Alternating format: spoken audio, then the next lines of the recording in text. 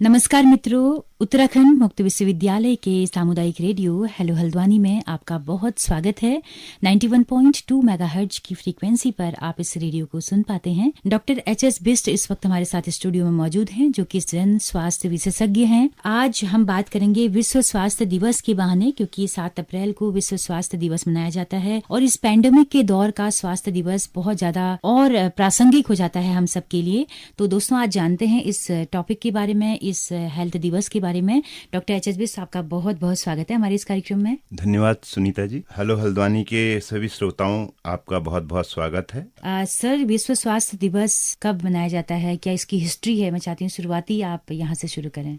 विश्व स्वास्थ्य दिवस जैसा कि 7 अप्रैल 1948 में पहली बार विश्व स्वास्थ्य संगठन एक संयुक्त राष्ट्र के एक मुख्य संगठन के रूप में इसकी स्थापना की गई। लेकिन विश्व स्वास्थ्य दिवस को एक औपचारिक रूप से 1950 से मनाया जाता है हर वर्ष। तो हर वर्ष एक नई थीम के साथ, हर बार एक नया साल के, ताकि इस पूरे साल में उस संबंधित थीम के बारे में लोगों के बीच जागरूकता फैलाई जाए, यही इसका उद्देश्य होता है। जी, इस वर्ष की थीम क्या है? इस वर्ष की थीम एक तरीके से स्वस्थ दुनिया के लिए निष्पक्ष रूप से, एक समान रूप से स्वास्थ्य सुविधाओं का और स्वास्थ्य में आने वाली बाधाओं को खत्म करना, एक तरीके से इसकी इस वक्त की थीम है, इस वर्ष की थीम है। जी जी सर, अगर बाधाओं की बात आती है तो आपको क्या लगता है, क्या क्या बाधाएं हैं? अगर हम हेल्थ की इक्वालिटी की बात करते हैं, कहाँ दिक्कतें हैं? स्वास्थ्य, जैसा कि विश्व स्वास्थ्य संगठन की परिभाषा में स्वास्थ्य का अर्थ खुद छिपा हुआ है। वो कहते हैं कि स्वास्थ्य केवल शारीरिक बीमारियों से मुक्ति पा लेना ही नहीं है, बल्कि मानसिक रूप से, सामाजिक रूप से और आर्थिक रूप से और कई अन्य तरीके से स्वस्थ व्यक्ति का होना, ये बाधाएं उसमें न होना, उसी को हम पूरी तरीके से स्वस्थ व्यक्ति, और स्वस्थ व्यक्ति से ही स्वस्थ समाज का निर्माण होता है। जी जी। तो बहुत सारी बाधाएं हैं। स्वास्थ्य सेवाएं सरकार प्रदान करती हैं अपने पूरे मनोयोग से स्वास्थ्य सेवाओं को दुनिया के समाज के अंतिम व्यक्ति तक पहुंचाने का प्रयास सरकारें करती हैं।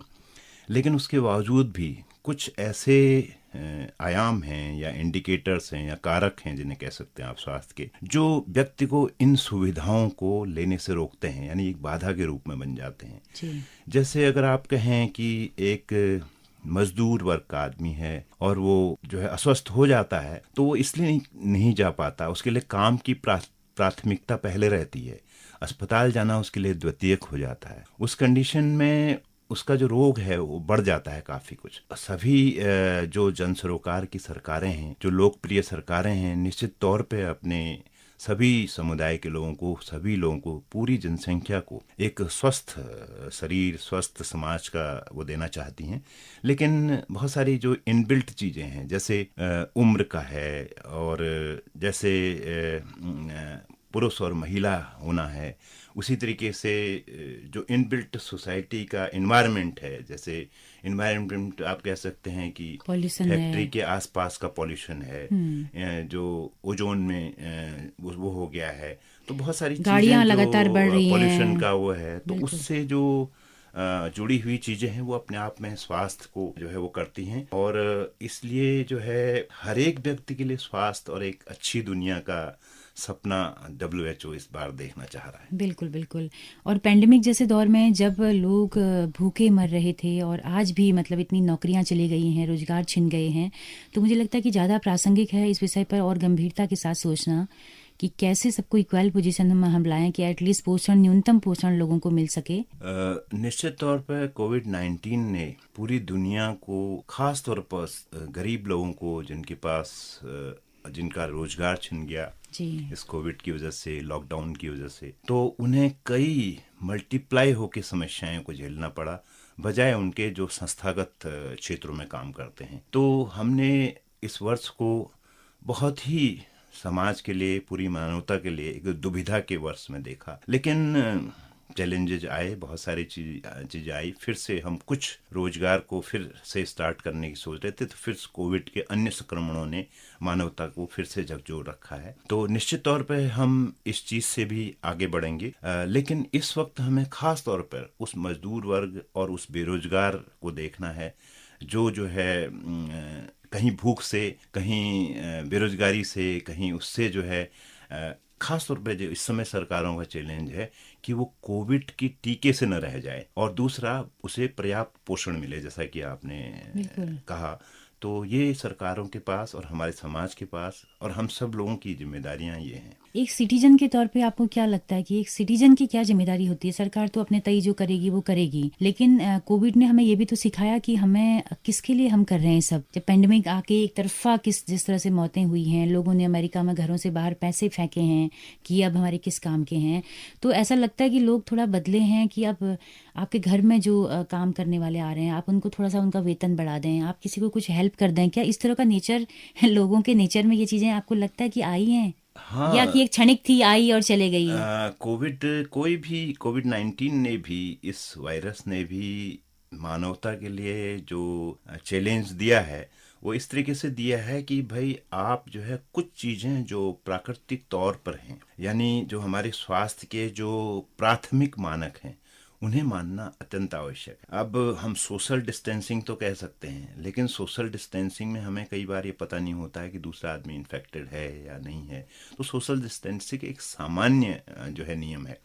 ये जनस्वास्थ्य जो एपिडेमियोलॉजिकल लॉज होते हैं पूरी दुनिया में, पूरे देशों के उनके माहौल के हिसाब से, उनके एनवायरनमेंट के हिसाब से, तो वो सब जो चीज़ें हैं वो पूरे समाज को सुरक्षित रखने के लिए हर व्यक्ति को माननी चाहिए। तो व्यक्तिगत जिम्मेदारी कहीं ना कहीं यही है कि हम जो प्रचलित जो इसकी प्रोटोकॉल है या नियम हैं, उनको हम जनस्वास्थ्य नियमों को माने एक व्यक्ति के तौर पर, ताकि जो है संक्रमण का खतरा उस व्यक्ति तक न पहुंच पाए आपके द्वारा जिसका जो है शरीर उस बीमारी को ग्रसित होने पर लड़ने के लिए अक्षम है। तो ये एक संदेश इस तरीके से अगर हम प्रसारित कर पाएं इस कोविड के दौर में, तो ये हमारे लिए बहुत बड़ी उपलब्धि होगी। बिल्कुल, अपनी अपनी जिम्मेदारी भी अगर हर कोई उठाएगा, निश्चित तौर पर। तो सर, यूनाइटेड नेशंस WHO किस तरह से इस दिन की तैयारी कर रहे हैं? इस बार कुछ नया खास क्या कर रहे हैं? कोई अगर आपको जानकारी हो,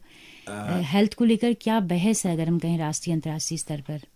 इस वर्ष चूंकि कोविड ने पिछले वर्ष और इस वर्ष जो है हमें खास तौर पे जो स्वास्थ्य संगठन हैं, और वो भी वैश्विक स्वास्थ्य संगठन हैं, उनको निश्चित तौर पर ज़्यादा जिम्मेदारियां दी हैं। तो WHO एक UN के प्रमुख घटक के रूप में उसकी जिम्मेदारी इसलिए भी ज़्यादा बढ़ जाती है क्योंकि सीधे सीधे कोविड-19 हमारे स्वास्थ्य सिस्टम को वो कर रहा है। तो निश्चित तौर पर इस बार ये अश्योर करना होगा WHO को कि दुनिया के गरीब से गरीब देश तक ये वैक्सीन पहुंचे। और भारत, हमें एक बहुत अच्छी प्रसन्नता है कि हमारा देश इसमें बहुत अच्छी भूमिका निभा रहा है। उसने कोविड-19 के जब टीके बने उसी के तुरंत बाद ही हमारे आसपास के काफ़ी देशों को मुफ्त वैक्सीन भेजी है। और इस बार चूंकि एक ये है कि हम भारत वर्ल्ड हेल्थ असेंबली का अध्यक्ष भी है, और दूसरा भारत ने एक नहीं दो टीके एक साथ ईजाद किए हैं। तो बहुत सारी चीज़ें हमारी जो हैं इस चैलेंज को हमने काफ़ी हद तक वो किया है। लेकिन अब लोगों की जिम्मेदारी है कि वो जो सरकार द्वारा या जन स्वास्थ्य के जो नियम हैं उनको हम माने एक व्यक्ति के रूप में, और अपने समाज को सुरक्षित रखें। जी, तो बहुत अच्छा संदेश आपने दिया है सर। इसी के साथ में आज की इस बातों का समापन करते हैं। डॉक्टर बिष्ट, आपका बहुत बहुत शुक्रिया। थैंक यू जी। तो दोस्तों, आप सबका भी बहुत बहुत शुक्रिया इस कार्यक्रम में अंत तक हमारे साथ बने रहने के लिए। तो विश्व स्वास्थ्य दिवस की और इनक्वालिटी जो है समाज में, उसकी गंभीरता को आपने समझा होगा, और उम्मीद है कि आप अपने स्तर पर जो प्रयास हो सकता है वो जरूर करेंगे। तो इसी के साथ अपनी रेडियो मित्र सुनीता भास्कर को दीजिए इजाजत। नमस्कार।